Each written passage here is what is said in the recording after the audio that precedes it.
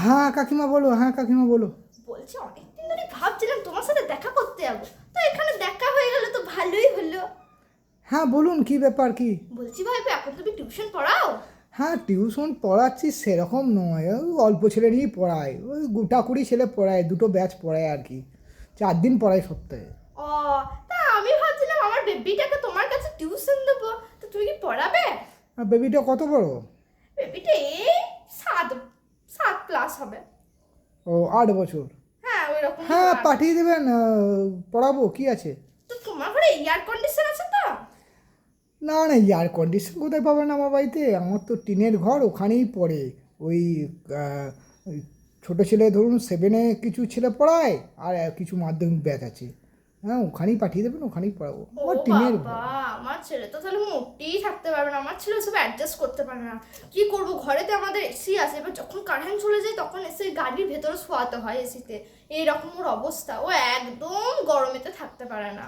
ও তাহলে তো ধরুন আমার তো খুব সমস্যা। 4 দিন পড়ায়, 3 দিন আমার হাতে আছে, তাহলে 3 দিন এসে। বাড়িতেই পড়াতে চলে এসো। হ্যাঁ 3 দিন আমি আসতে পারবো, এবার আপনাকে একটু অ্যাডজাস্ট করে নিতে হবে। অ্যাডজাস্ট বলতে আমার যতদূর মনে হয় তুমি সপ্তাহে তো 8 দিন পড়াতে এলেই হবে।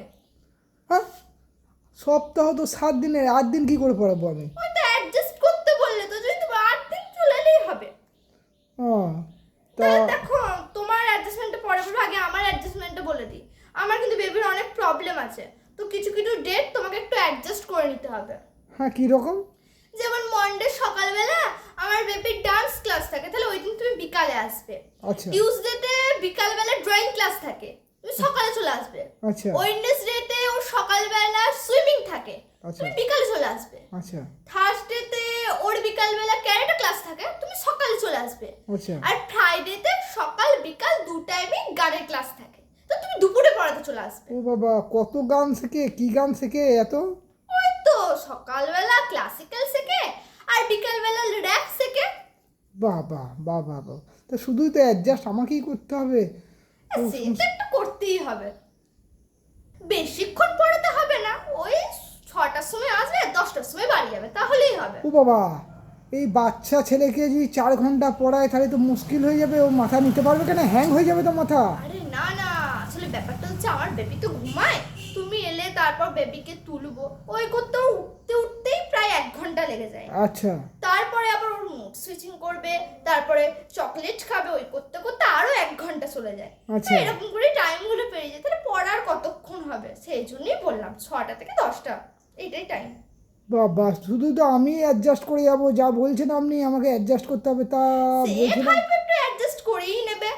ও ভাইবো আরো কিছু কিছু অ্যাডজাস্টমেন্ট একটু করতে হবে কিন্তু তোমাকে। হ্যাঁ কীরকম কাকিমা? যেমন আমার জন্মদিন, ওর বাবার জন্মদিন, ওর ঠাকুমার জন্মদিন, ওর দাদুর জন্মদিন, ওর বন্ধু বান্ধবের জন্মদিন, এই সব সময় তো আর পড়তে চাইবে না, ওই তুমি একটু বাবা, অন্য ডেটে ম্যানেজ করে নেবে। ও বিশাল অ্যাডজাস্টমেন্ট তো কাকিমা, তাহলে ওই টিউশনিগুলো আমার বন্ধ হয়ে যাবে তো। আচ্ছা সবই বুঝলাম, ঠিক আছে। তা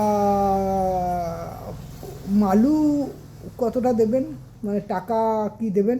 হ্যাঁ সে তো দিতেই হবে, অন্য কেউ হলে দিতাম না, তুমি তো একটু জানাশোনা নিজের লোক, তা তোমাকে ওই 500 টাকা দেবো। হ্যাঁ এই এত অ্যাডজাস্টমেন্ট করে 500 টাকা?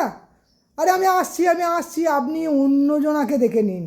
হ্যাঁ বড় বড় মানুষ, আরে বড় বড় মানুষ আছে এই শহরে, বড় বড় ইয়ে আছে, প্রফেসর আছে, তাদেরকে দেখুন, আমার দ্বারা সম্ভব নয় না না কাকিমা, ভাইপো, আমার তুমি পড়াবে, টিউশনগুলো ভাইপো যেও না যেও আমার না। পেট পেট বন্ধ হয়ে যাবে কাকিমা, আমি আসছি। হ্যাঁ না না ভাইপো